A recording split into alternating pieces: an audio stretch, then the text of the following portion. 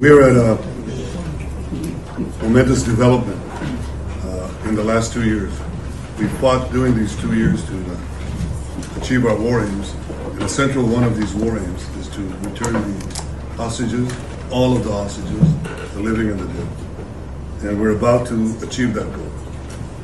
We couldn't have achieved it without the extraordinary help of President Trump and his team, Steve Witkoff and Jared Kushner. They worked tirelessly with Ron and his team, our team. That and the courage of our soldiers who entered Gaza and the combined military and diplomatic pressure that isolated Hamas, I think, has brought us to this point. I want to personally thank both of you, Steve, Jared. It's been long hours.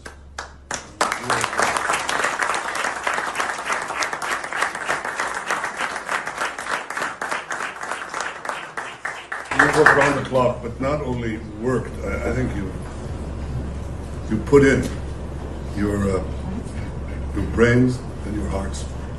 And we know that it's for the benefit of Israel and the United States, for the benefit of decent people everywhere, and for the benefit of these families who will finally get to be with their loved ones. And I want to thank you on their behalf as well, and on behalf of the people of Israel. Thank you.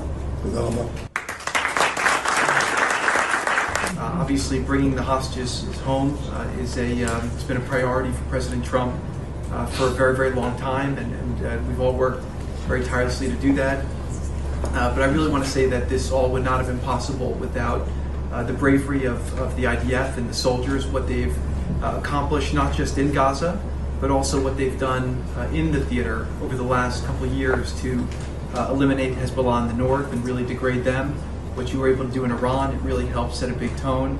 But particularly seeing the way that your citizen army, I know a lot of you, probably all of you, have family, friends who were in this effort, really put your sacrifices on the line to fight for your country and to try to make a difference. I think that made a very, very big difference in there. And I want to just give a very, very special thanks to Prime Minister Netanyahu, who really did an incredible job with this and did a great job with the negotiations. You held your lines firm, and I think that between you and President Trump, you had a lot of alignment on what the end state should be. The hard job was the Prime Minister's. He had the job of protecting this country. He had the job of making tough choices with regard to how tough to be with Hamas, when to be flexible, when not to be flexible.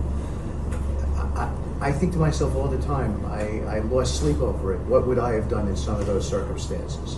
There were times that I thought we should be more flexible, or your country should be more flexible. But the truth is, as I look back, I don't think we get to this place without Prime Minister Netanyahu playing it out.